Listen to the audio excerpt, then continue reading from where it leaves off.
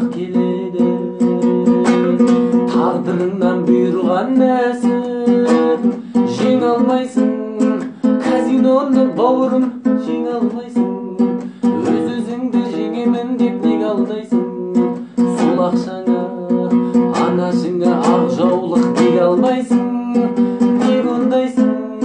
Садақаға сұраса бере алмайсың.